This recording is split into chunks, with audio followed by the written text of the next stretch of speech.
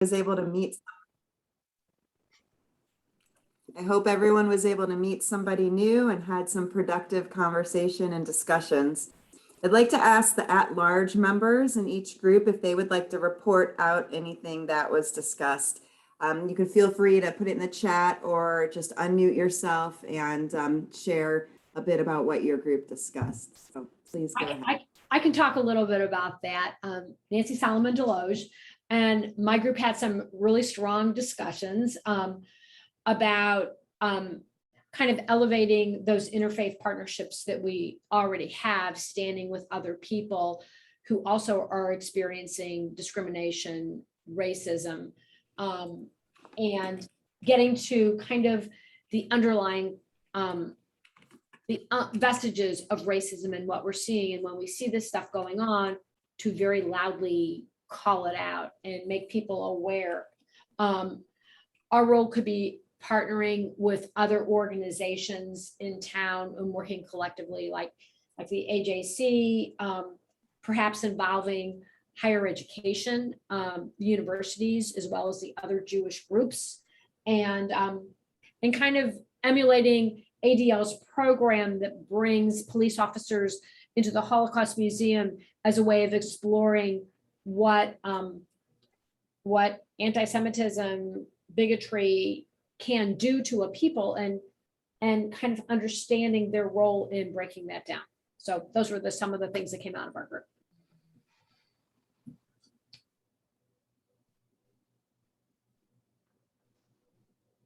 Deborah, there's a couple of comments in the chat from two groups. If you want to read them, one from Lauren Rodriguez Gonzalez. Lauren says, we discussed the importance of expanding student to student to reach young people, particularly following the email we received regarding the student Clayton. We also discussed the need for the Jewish community to continue working to come together and working together.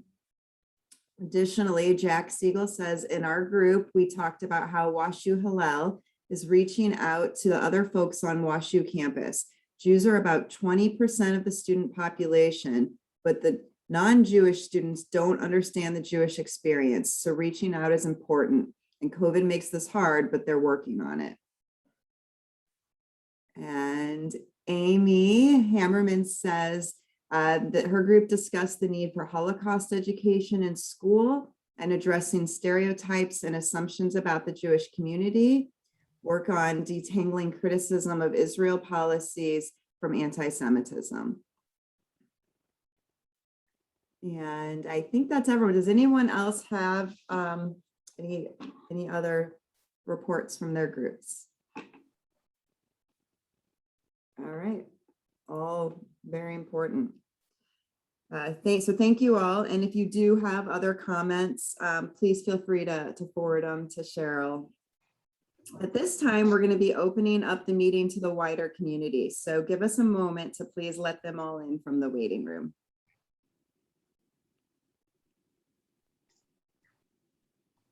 And Cheryl, you can let me know when everyone's in.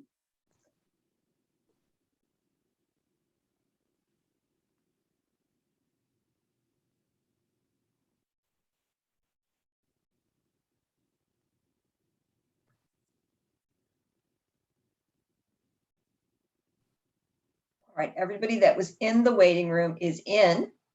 It is not quite 7:30, so we might want to wait just 2 more minutes.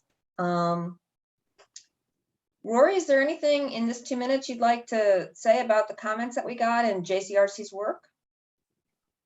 I was putting it in the chat, but I was just saying I was loving the themes that I was hearing of outreach and relationship building and education, because that's so much of what we all think about in the context of our work. And absolutely, we feel like most of the time as we start talking about how we could fight discrimination, a lot of it is really just lack of understanding. And the more that we can be doing to be building those relationships, we believe the more we can be doing to combat all of that lack of information that leads to stereotypes and prejudice. So We're going to be sharing more as we continue on of some hopefully new ideas, tapping into all of you of what some of those opportunities could be. And also I would just say, this is something where we think about this from an organizational perspective, but this work really happens every individual to every individual, right? So every single one of us is an ambassador for the Jewish community when people know that we're part of the Jewish community. And so I'd love to follow up with many of you or talk more about some of the specific programs that got mentioned, but also, what we could all be doing to help empower everyone in our community to feel strongly about their ability to be ambassadors and in all of the relationships that you have in every part of your lives. Thank you, Rory. Thank you, Rory. And it is 7:30. And so I'm going to turn this back to Deborah to resume our program. Thank you, Cheryl. Welcome, everyone, and thank you all for joining us. I'm Deborah Price, the board chair of the JCRC. We are so pleased to open up our council meeting to the wider Jewish community to learn about the latest on Afghan arrivals in St. Louis, along with other information about immigration and new Americans. This is a priority area for the St. Louis JCRC and in line with a policy adopted by the JCRC previously and updated in 2020. At this time, I'm going to turn over the program to Alyssa Banford, JCRC Director of Civic Engagement, to introduce our speakers. Alyssa. Good evening. My name is Alyssa Banford, Director of Civic Engagement at the Jewish Community Relations Council of St. Louis. I'm so excited to have you all join us tonight. We have a wonderful program planned for this evening, and I'm so grateful to have some incredible speakers join us who have very, very busy schedules. So it's absolutely incredible that they were able to fit us in. So to give you kind of a lay of the land of what this program is going to look like tonight. So first of all, we are going to talk a little bit about the Jewish Coalition for New Americans, and we're going to bring in Stan Shanker, who is our chair of the JCNA for short. After that, we are going to introduce Arrey Obenson, who is the president and CEO of the International Institute of St. Louis, the region's refugee resettlement organization. And he's going to talk a little bit about the current status, what's going on. After that, we're going to have Betsy Cohen. Betsy is the executive director of the Mosaic project. And Mosaic is an incredible organization that does many, many things. She's going to talk about mainly employment. What happens after the Afghan refugees, once they reach St. Louis, what's going to happen as far as employment? And she's kind of an expert on this. She just wrote a book. It was released recently. It's called Welcome to the USA, You're Hired. So she's going to talk a little bit about that as well. And then we're going to have a bit of a conversation. We're going to open it up for Q&A. You can put your questions into the chat. And then I'm going to talk a little bit about what we're doing at the JCRC going forward, and then we'll wrap up this evening. So we have a packed program. Thank you all for sticking with us. I am now going to turn it over to Stan to kick us off talking about the JCNA. Okay, hopefully you all can hear me. I again want to welcome everybody who has joined. I am really impressed with the number of people that are online joining the meeting. What we wanted to share with you is the JCNA's mission. And after I read it, I'd like to share two email addresses with you and invite anyone who is within my ear range to consider joining the JCNA for the unbelievable work that is, or the challenges that will be ahead of us. So the mission statement of the JCNA, which was formed in 2017, is as follows. The Jewish Coalition for New Americans, the JCNA, a committee of the Jewish Community Relations Council of St. Louis, JCRC, provides a unified Jewish response to welcoming immigrants, migrants, and refugees. We support and supplement the work of agencies across the St. Louis region and provide volunteer assistance when opportunities arise.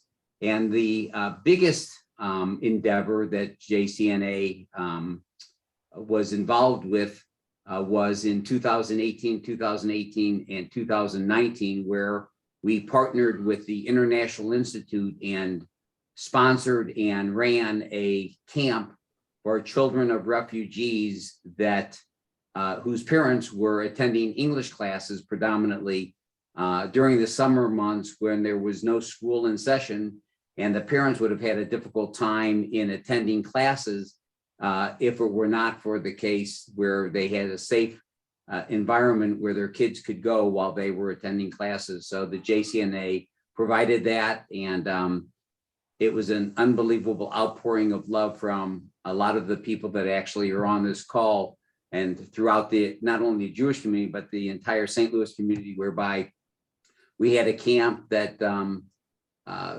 serviced anywhere from 30 to 70 kids per day. And we had as many as 200 volunteers, counselors throughout the program. So that being said, I don't want to take any more time away from our unbelievable speakers. I just would like to share, if you would like to join the JCNA and help us in helping our new Americans, you can email, unless I took the liberty of sharing your email, I hope that's okay, is for Alyssa is A Banford. It's A-B-A. Oh, great. Thanks, Cheryl. So it's on your screen, A Banford at JCRCSTL.org. And mine is S.D. Shanker, S-H-A. Thank you, Alyssa. So here you have our emails. And with that, I am going to turn the program back over to Alyssa. And again, Shana Tova to all of you who are here. And thanks for joining us. Thank you so much, Stan. That's a really fantastic overview of the JCNA and what we strive to do with the JCRC. Again, we're not trying to recreate the wheel. We're trying to lift up the work of other agencies and plug in the Jewish community where we can make a difference. So if you're interested in getting involved in immigration with the larger Jewish community, we would be happy to have you. And this has been a priority area for the JCRC for about 5 years now. And so we really, really appreciate our partners in the work, and we've grown to have really fantastic relationships with them. So I'm really excited to announce our next speaker. He is Arrey Obenson, and he is the new president and CEO of the International Institute of St. Louis. You may have known Anna Croslin, who recently retired as the president of the International Institute. Arrey has taken over her position and has done an absolutely wonderful job so far, doing visioning and strategic direction for the next few years. So Arrey, I'd like to turn it over to you. And I know that you have so much to tell us about everything that's going on. Please give us the updates.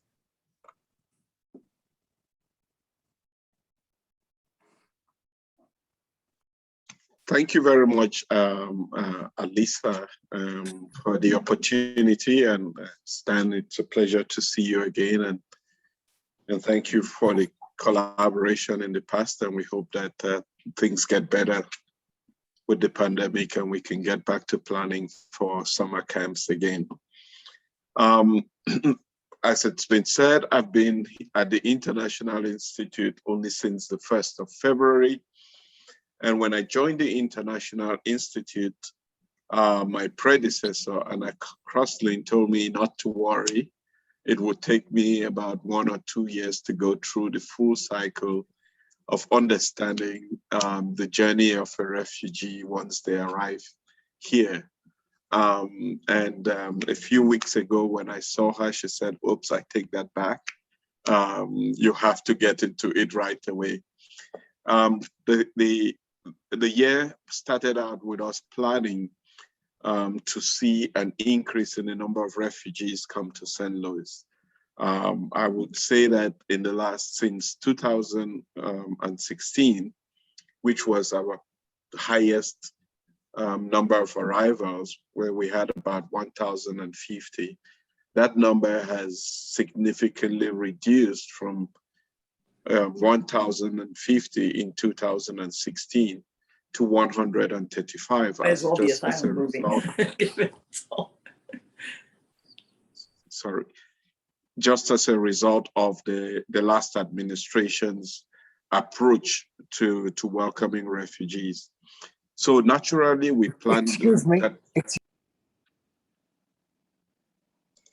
Sorry, please go ahead, Arrey. Naturally, we planned for an increase in arrivals, but little did we know, that it was not going to be a stream or a steady flow of arrivals, but more of a wave. So to put this in context, since the beginning of the year up till now, we have up till August, we resettled about 106 arrivals. In the month of August alone, we resettled about 53 arrivals. So that tells you what the uptick has been. But in the last 2 weeks, we've cut a lucky break. A lucky break for us and for the community. Believe it or not, as hectic as it has been for us, we have a lucky break there because of the fall of the government in Kabul. All resources of State Department have been applied towards the evacuation and processing of the special immigrant visas on bases across the United States as well as overseas.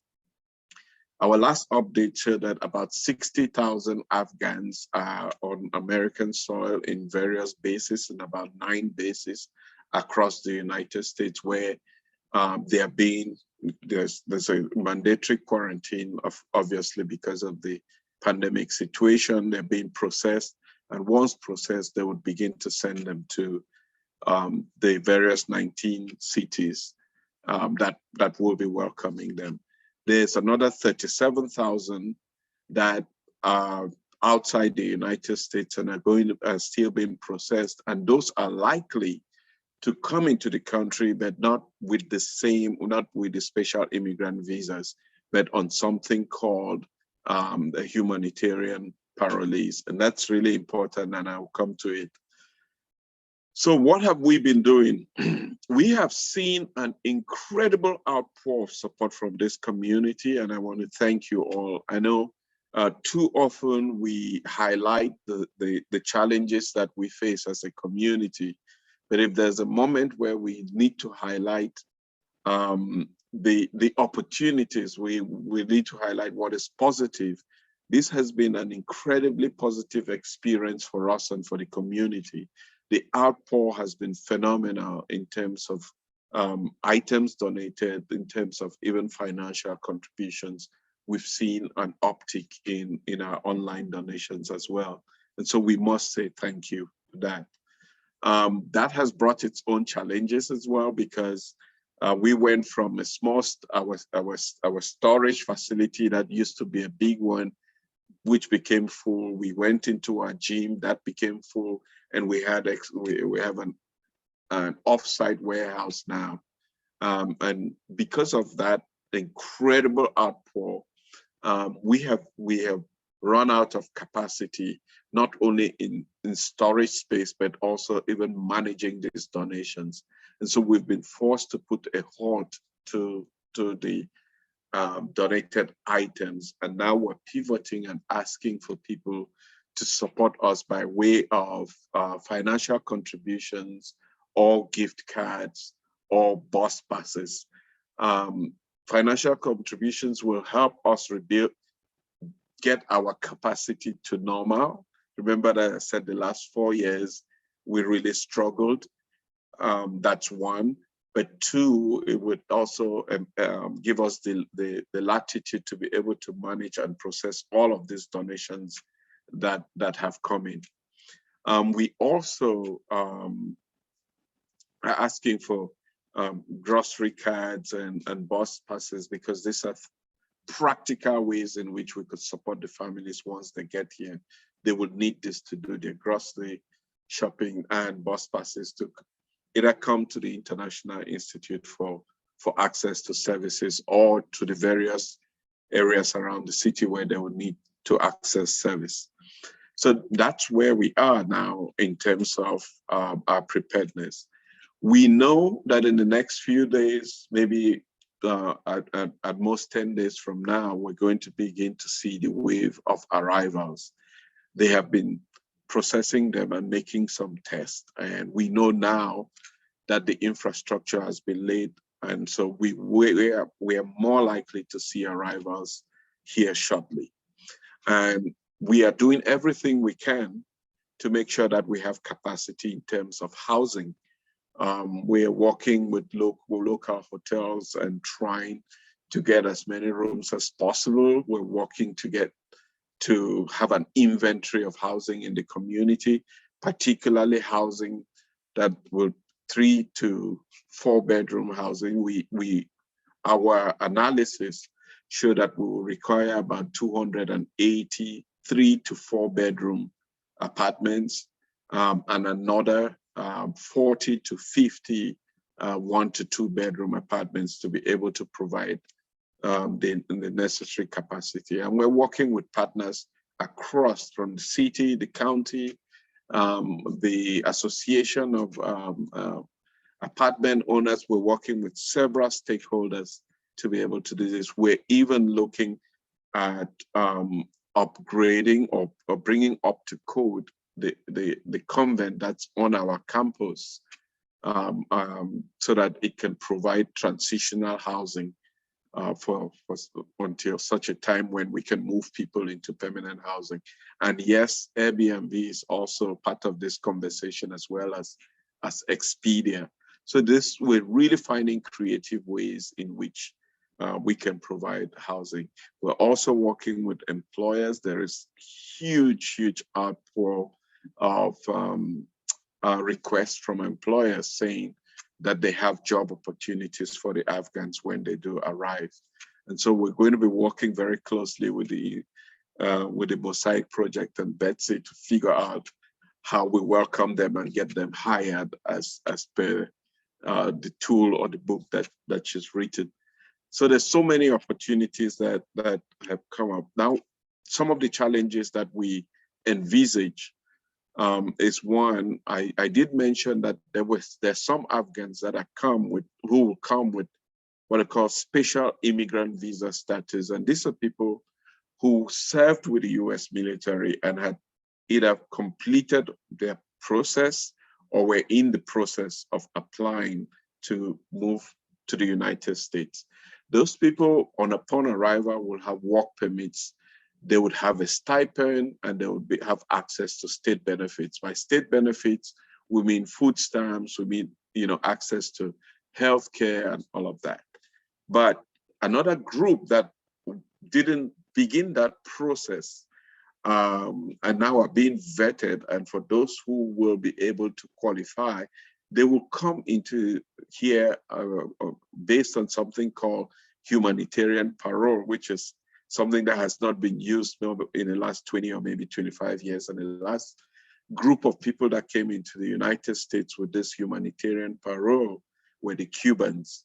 And so we are not quite sure yet what they would have access to as benefits. One thing we know is that they wouldn't have work permits and upon arrival, and we will probably be the ones that will process their papers.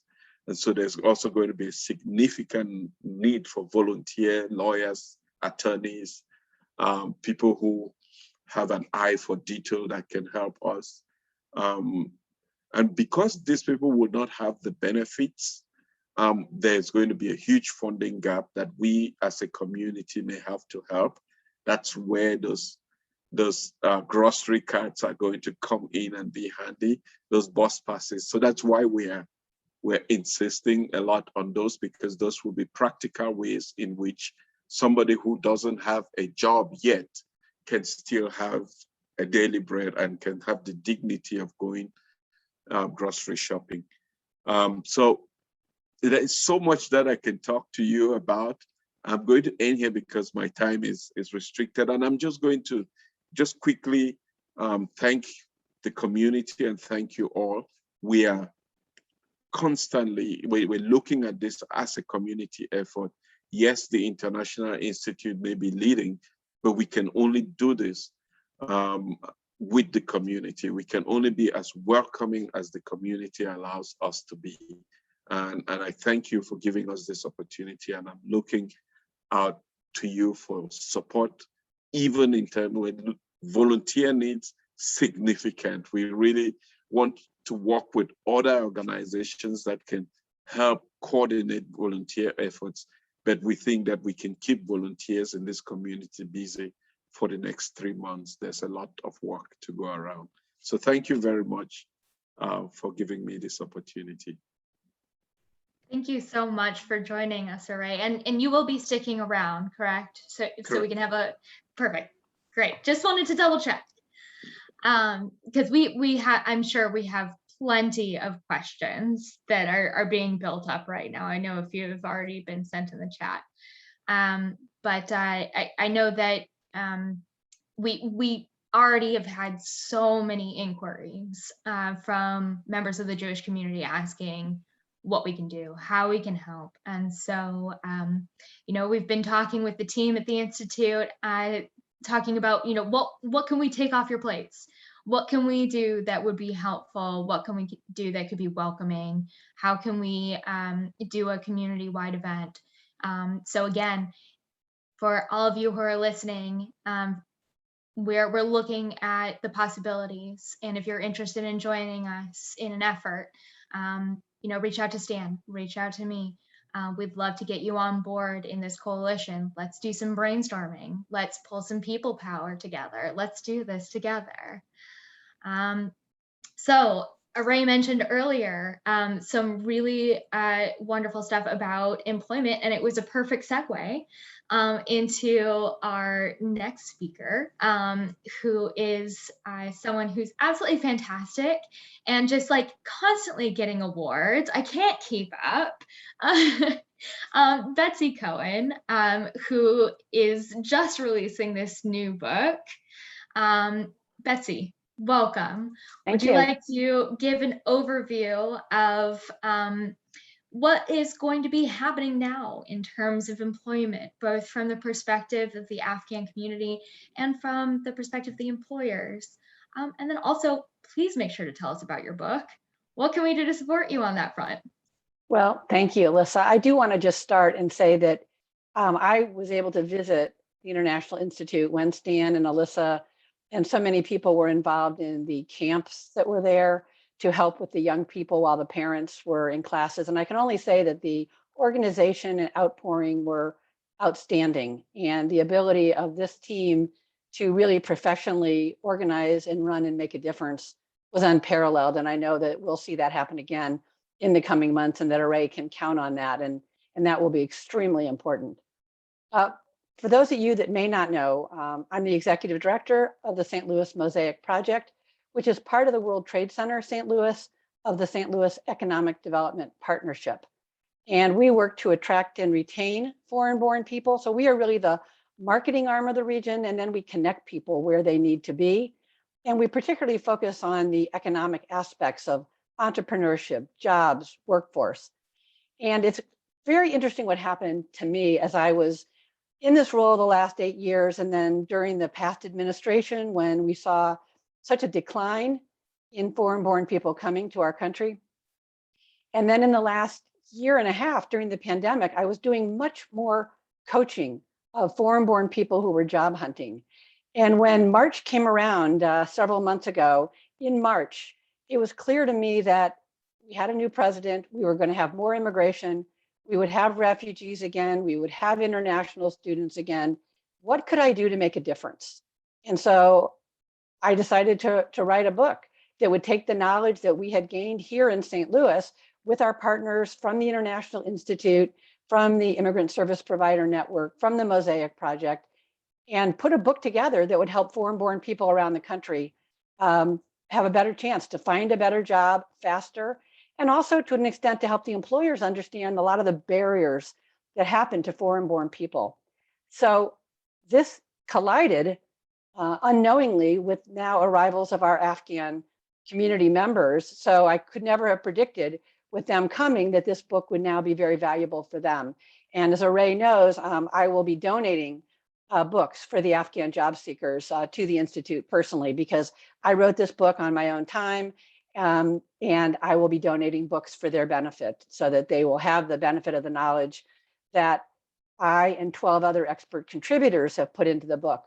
What we know about the employment situation is that for the special immigrant visas that Arrey was talking about, many of them worked with our troops. We expect that their English will be good, and we know that they may have job skills in translation, communications, administration, and possibly in IT and engineering, but we don't know for sure. The other immigrants that are going to be coming as refugees from Afghanistan, we do not know what their language or their work skills will be. But I do think the first group that will be coming will be those that worked with our troops, and it will be a joint effort. What will happen, as Arrey said, first, the Institute will work to get housing, short-term and longer-term, health, children in schools, and get these families started on their path to economic assessments. And the International Institute will be working on workforce assessments of the people to understand their English, their job skills, their job aspirations, and how that might fit with our St. Louis hiring opportunities. And that is work that I'll be doing, and my team from the Economic Development Partnership will be doing hand in hand with Chelsea Hand Sheridan, Blake Hamilton, and the team at the International Institute. And once we understand what those needs are, what those job skills are, we will be working together, for example, to put together job fairs, to bring employers to the Institute, to take individuals to the employers. We are getting so many calls. Or we may do one-on-one if we need to get job shadowing. So we may come to you and say, we need to have someone who job shadows in a certain field or something that you can help us with. So it's going to be a collaboration as we determine the skills, the needs, and the assessments. So we'll work together. Our goal will be to get people employed. In general, the government assistance lasts for about 90 days. And Stan Schenker knows well, we've talked about a 91st day fund, because after 90 days, we really expect people to be able to earn a job and pay their rent, which is extremely difficult. So it will take a whole community of us to help understand and connect people to the workforce.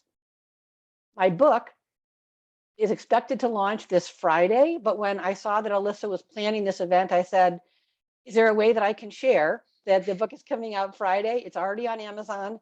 The book is #1 in new releases already for job interviewing, and it's actually number 27 out of all books on the market at Amazon for job interviewing already. So the uptake of the book has been phenomenal through social media, through the expert contributors, through many of you. And I hope you will find a reason that you'll want to understand the barriers that foreign-born people go through, from should they Americanize their name? Do they need nicknames? What about their resumes? How do they get job credentials? And there's a section on how should they advance in American organizations, because many times our foreign-born people don't understand what we as Americans do to get ahead, to get promoted, to get pay increases. So that's extremely important, and there is no book on the market like this. Thank you. That is just so incredible and so serendipitous. It's unbelievable. I mean, it's kismet, really. So I'm so glad that you're doing this. I'm so glad that the Mosaic Project exists, because we really do need all the resources that we possibly can to make St. Louis not only a welcoming place from the very get-go, which I have no doubt that the International Institute is going to do, and going to work with partners to do all across the city. But additionally, to make sure that families want to stay here and make sure that they have the opportunities available to stay here. And certainly a job is really key because people need that economic base. I do want to add that the Greater St. Louis Inc., the Regional Business Council, many of our leading corporations, including Commerce Bank, they all are stepping forward. So it will be very collaborative. That's amazing. So Betsy, I'm curious. So you've been in your position for 8 years. Arrey, you have been in the realm, right? You've been in the position since February. But again, you kind of know the arena. Have you ever heard of a community stepping up like this and the outpouring of supplies and donations like you've seen so far for the Afghan community?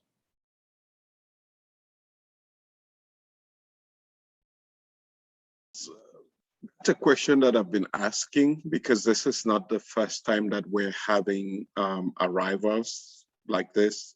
This has happened from there've been waves of people that have come here for generations. And we've been reminded about the Vietnamese arrivals. We've been reminded about the Russian Jews that came. We've been reminded about the Bosnians that came. We've been reminded about the Syrians that came, the Iraqis, but nothing compares to this time around, this outpour. And I was just in another meeting with the United Nations Association, and I highlighted this because in previous arrivals, there were always divergent voices. There were always people who were strongly opposed to welcoming refugees here. And this time, even in a meeting with the Metropolitan Police Department that proactively prepares for things like this, they said they've never seen a situation like this where it has been just a uniform action. Everybody seems to be on the same page. So this is and I've asked all those people who have been here before I got here, nothing compared like this. This has been phenomenal. And I hope it tells a story of where we are going, hopefully as a community, to one that is more welcoming, more inclusive, and more engaged as a society. I personally feel a little sense of hope just hearing that. I'm hoping that the trend continues. Betsy, I'm curious about your input on how employers have been in the process. Have you also seen them more receptive in these instances? Well, right now, I mean, unemployment is at 5.2% nationwide and probably even less here. And everywhere you go, there are signs that say help wanted, vacancies, we need employees. So I think the economy is such that the employers are really looking for workers who will be reliable and motivated to take jobs that either are in their skill set or maybe in the beginning below their skill set, but who are going to need to work hard to get a start in this country. And so there's a situation, and I'm getting calls probably every other day from some employers that have 5 jobs. We've had 2 employers recently that have hundreds of jobs. And there are many openings. The real question is making that match and that fit. But I think the employers need the workers. And so that's increasing the receptivity, not just from a humanitarian or these people work with our troops, but they need workers. They want people who are reliable. They want people who are motivated, and they need people who will come, because right now it's so hard for a range of reasons to fill the jobs that are open. And that's what Deb Price knows, whether it's BioSTL has a lot of openings, the Danforth Plant Science Center with technical openings, or the hospitality, the hospitals, the areas for service workers. Everyone is looking for people. So once we get the people, once we get the jobs, one of the big questions that that you touched on, Arrey, is housing. And so I know that there are numerous organizations that are doing spreadsheets where they're collecting. I think it's Welcome Neighbor STL that's creating a spreadsheet of potential housing opportunities. What can we do on this front? You know, what would you say to our community?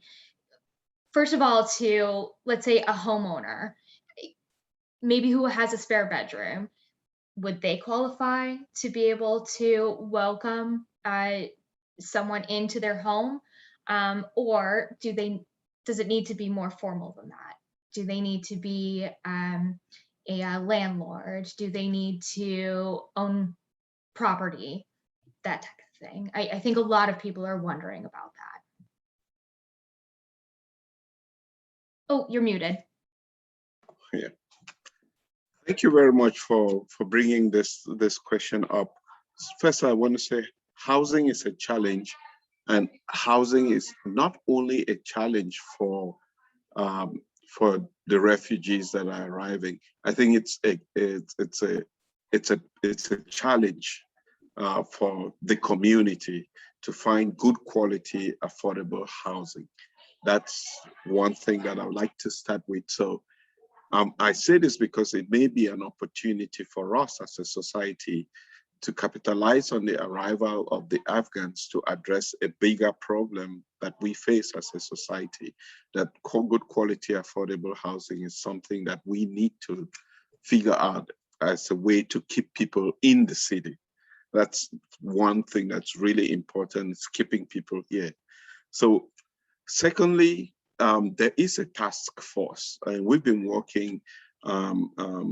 Older woman, Christine and Gracia, has really been taking the lead on this, but bringing in all the stakeholders, and to the point that you mentioned, Welcome Neighbor St. Louis.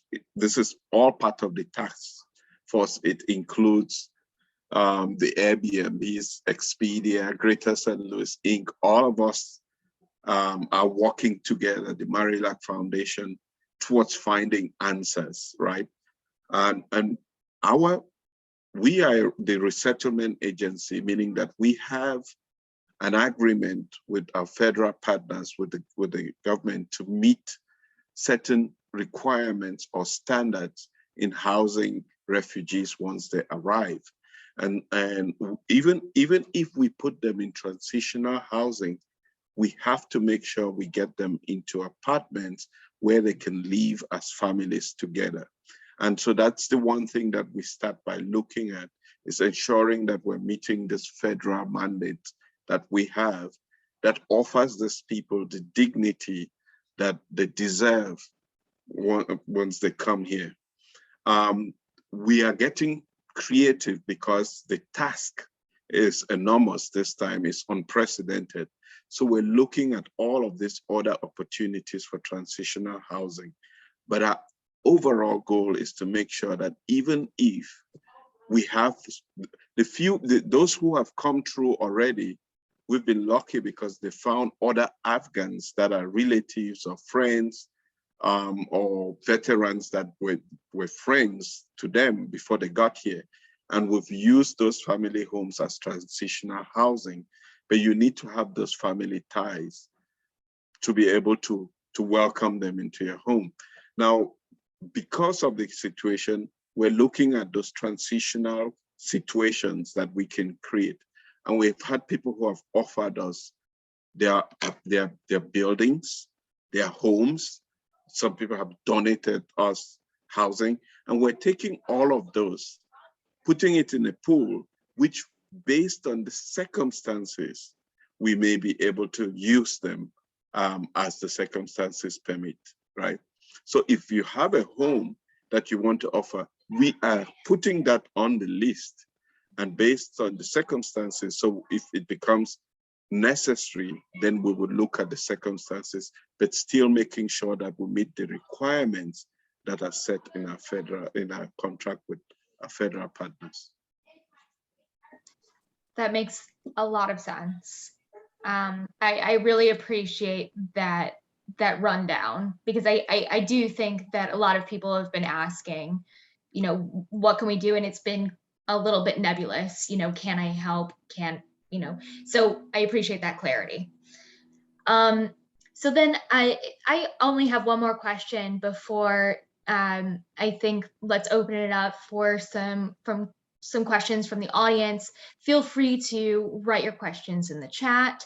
I'll be kind of reviewing those. I know we've had a few questions already. So please put your questions in the chat, and we'll try our best to address them all.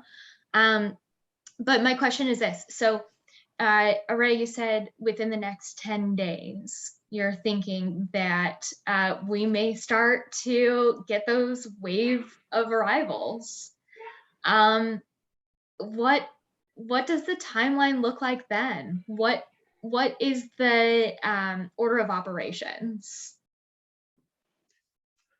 Well, we have been pushing really hard that we get a little bit more lead time before arrivals begin, because we're going to be notified, but unfortunately, we're going to get about 12 to 48 hours. Once we are notified that there is a family of 5 coming into St. Louis, within those 48 hours, we need to figure out first housing, and if we can't get into an agreement with a landlord within 48 hours of the housing, we'll put them in transitional housing until we get the housing set up. Once we have the agreement from the landlord, we will set up the housing. So that's when we put in the furniture that is necessary for the housing. We put in the provisions that is necessary. And once that is done, then we put the family into the house. We do a safety check with them to make sure that they can use all the equipment in the house and that the equipment is functioning. And then the next step would be an assessment and this assessment would be English language skills. Are there children in the family? Do they have to be put into the public school system? What grades and things like that? We also do job skills. What skill sets do they have? There's also a medical assessment that we actually do in collaboration with the city of St. Louis. They come out and they do an assessment, and you know, if they have not been vaccinated, for example, for COVID, the city is actually offering those, but it's our understanding now that they're being offered those on the military bases as well. So we may not expect to see a lot of that. And from then on, we start trying to get them matched with the job, because we want to make sure that by the end of that 90 days, they are in a job and can be able to pay their own rents from the 4th month. And that's our goal. That's really what we hope to see. Of course, the journey is not going to be easy for them, but with this community, with each one of you standing by them, I think that we can give them a really welcoming experience and an opportunity to start a really successful and peaceful life here. I like that. Betsy? Yeah, I would agree and just build on that, it's going to just take a combination of all those efforts of the health assessments, the housing, the work. And it relates to one of the questions in the chat box, which is about getting the children into school. And this is all part of the challenge of putting a family into a housing for 3 days or a week or 2 weeks versus trying to get them somewhere where they'll stay for 3 months. But at the end of that 90 days, those families have the right to decide where they want to go and spend their own money to live. And so if they get the kids started in school, can they keep them in that school? the most advantageous is the Nahid Chapman New American Academy, which is part of the St. Louis public school system, which is the school where refugee and other immigrant kids that don't have English as their first language are in classes with all other international kids for up to 2 years before they get mainstreamed back into their own public school. And that also will provide good volunteer opportunities for people that want to help with school age kids. But getting the kids into school will be very important. But if the family chooses after 90 days to go move somewhere else near a mosque that's in the county, for example, then they will be re-enrolling into another school district. Again, and then you add the jobs on top. So Betsy, to spin off that just a little bit, a question in the chat is, will many of the Afghans be likely to already speak English? Yeah, I think, and Arrey can correct me, if I'm not correct, but I do think from what our discussions are that if they worked with our military, they will be conversant in English, but the spouses may not at all. And then when other of these humanitarian Afghan families come, neither parent, if both parents come, or the individuals will come, they will not necessarily have English. So just like our Somali and our Congolese and Bhutanese, they will need rapid, intense English classes from the International Institute and some other organizations in town, because they will desperately need to start learning English. Thank you. Yes. Which was another point of the camp, was to make sure that the parents could learn English as quickly as possible without interruption. When you add on top of that, the pandemic, and if they're in schools, if they suddenly have to have home schools and computers, it is going to be very challenging. And again, I think that the Jewish community will really need to offer our intellect and funding and bridge money to help. We want these families to stay in St. Louis. We want them to be part of our city and our county and our communities. We need families. We need people who are going to be in our schools and who are going to buy goods and to bring multiculturalism. And we know that this is one of our few chances to reverse the stagnating and declining population of our region. And if we all believe that and want to have a growing multicultural community, it is really both a moral and an economic imperative that the Jewish community and other communities step up together. But Arrey and the team at the Institute are going to really need a lot of help from all of us. Absolutely. Absolutely. So again, you have those email addresses. Reach out to us. This is going to be like an infomercial. You have those email addresses. You know what to do with them. Thank you, Betsy. So Arrey, I'm seeing some questions in the chat. I'm about integration. So first of all, have there been any efforts with the Muslim community about working on integrating the Afghan communities? And then also, does the International Institute provide any psychosocial support for families? Yes, thank you.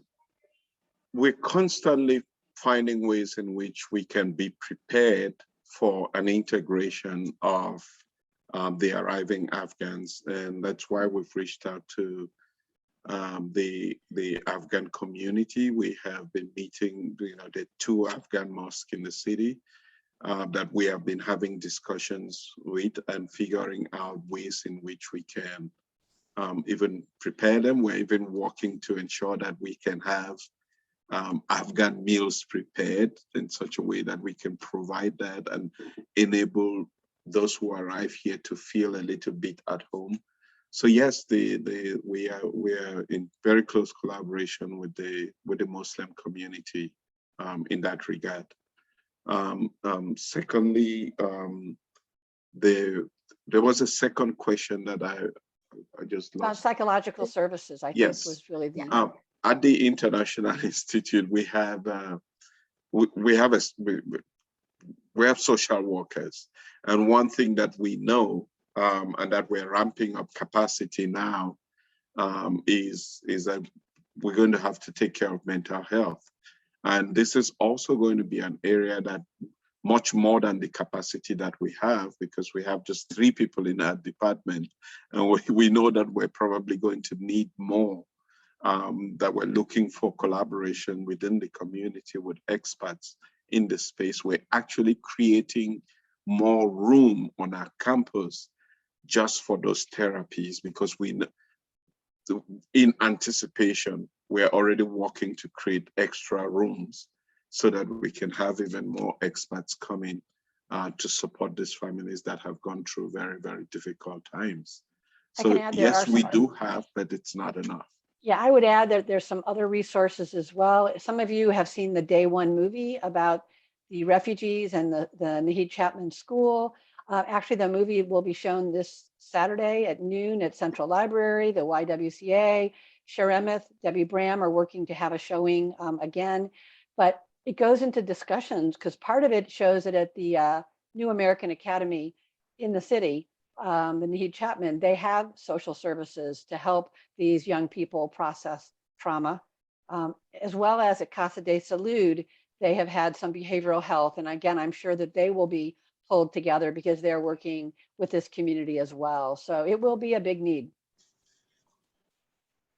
Absolutely. And that's a fantastic question that I do think is just so important that that we keep an eye on. So I'm so glad that there are resources available in the city to be able to support the community. There are 2 more questions in the chat, and then we'll need to wrap up. So will there be medical care for the children who will not be able to be on Medicaid? And then the last question, is there any chance governmental monetary assistance will be extended beyond the 90 days? And are there any efforts already underway for this? Yeah, let me just start by one of the advantages of the St. Louis City, and this is sometimes we try to explain to people why we keep these families in the city, is that St. Louis City actually offers Medicare, free medical care for children, which not all counties do offer. So I would say that that's really one advantage that the city has. And with us being in the city, we're able to provide that kind of assistance, and even you know, the daycare for children as well is offered by the city, which again may not be available in the county. So that's one thing. So based on the collaboration that we have with the city, we're able to provide that for the children. With reference to the 90 days extension, you know, that's made by federal law, right? It's immigration law. We do not necessarily think that the circumstance is going to change it, because that has been reducing. So 90 days is probably what it's going to be. And we work with that. But it's important to know that we don't hands off after 90 days, and we don't say bye-bye to the clients. We actually continue to work with them for 5 years from arrival. There are lots of opportunities and services that we offer them in the process, right up to the point where we support those who are entrepreneurial and want to start up business. Our community development corporation is actually there to provide small business loans for them. We provide them financial literacy classes. We have even adapted loans to be interest-free, because those in the Muslim religion do not pay interest on loans. So we have even adapted products to adapt to that. So there's lots of other language access continues, other benefits, whether it's to food stamps, and will still continue even after the 90 days. So we continue working with them. Great. Thank you so much. Last question for you both, just to wrap it up. This is a random one. Just gonna throw it out to you. What's your favorite St. Louis treat? Food treat. food treat. Yeah. Toasted ravioli. Classic. Betsy, do you have one? I think it'd be Ted Drew's. Also, classic. Classic, Do yeah. you turn it upside down? Of course, but Clementine's is coming in close. Ooh, good too. But we have a lot of good things to share. And again, I think all the kinds of programs that are available with meals through the Institute, Welcome Neighbor with dinners, the mentoring program that the St. Louis Mosaic Project runs, the International Mentoring Program, where local people are matched to help women. These are all ways that we can one-on-one and as groups help new people find out what is good about St. Louis, introduce them to the things that we know and like, make them feel welcome. And then we benefit as well because we get to learn about their worlds and it opens our worlds as well. Absolutely. Thank you so much. Arrey, any final words? My final word is words of endless thank you to the community for standing with us. And I say that let this not just be a handshake. Let's walk with these families. Let's build a very welcoming St. Louis together. Wonderful. Betsy, Arrey. Yeah, I would just say thank you for the support that this community has given and that we will give, and understand that we all will be working together. And Alyssa has been a wonderful collaborator in that. Thank you so much. It's been wonderful chatting with you both. I hereby release you to enjoy the, the remainder of the evening.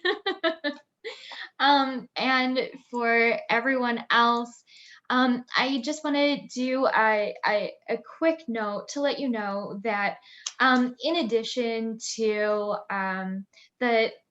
what seems to be the hot topic of the Afghan community coming into St. Louis, we also do have the ongoing issue of resettlement happening at the border, at our southern border in the United States. And the JCRC is constantly working on how to support the community that's being affected down there. So we have some incredible upcoming programs. We hope that you'll join us, including one where I get to debrief my trip to Laredo, Texas, where I traveled with a wonderful group of Catholics and a few other Jews to work at the Catholic Charities Shelter at the border. And we saw some really, really powerful things and got to do some incredible volunteering, meet some truly, truly inspiring families making this journey. So we'd really love for you to join us. We will send out the flyer for this in addition to the registration link. I believe it's October 7th. It's going to be at 7 o'clock, and we will have the bishop from Laredo joining us as well. So that will be a nice special treat. So in addition, please look out for our immigration updates. If you're not signed up for those, highly recommend signing up for those. Go to our website, sign up for our newsletter updates, and just click that you're interested in immigration. More to come. There's really going to be a lot more. Don't forget about my email. Don't forget about Stan's email. We'd really love to work with you. I'm going to pass it back over to Deborah just to close things out for these last few minutes. Thank you all. Have a great night. Thank you so much, Alyssa. Thank you also to Arrey and Betsy for an excellent program. We look forward to continuing to partner with you to support new Americans in St. Louis. Before we conclude the evening, I want to ask our JCRC council members if there are any announcements about upcoming events. Please feel free to just unmute yourselves or type them in the chat, and you will receive follow-up emails with any information provided. Does anybody have anything? Deborah, this is Amy Hammerman. I do. Great, Amy, go ahead. Hi, I'm I'm going to put my NCJW hat on and invite everyone to our Lunch and Learn, which is next Thursday, the 23rd at noon. We will be covering the topic of voting rights, which is something that JCRC has also done a lot of work on. If you're interested in joining us, you can go to our website at ncjwstl.org to sign up. It's over Zoom, and it's a great lunchtime learning opportunity. Thanks, Amy. Does anybody else have any announcements?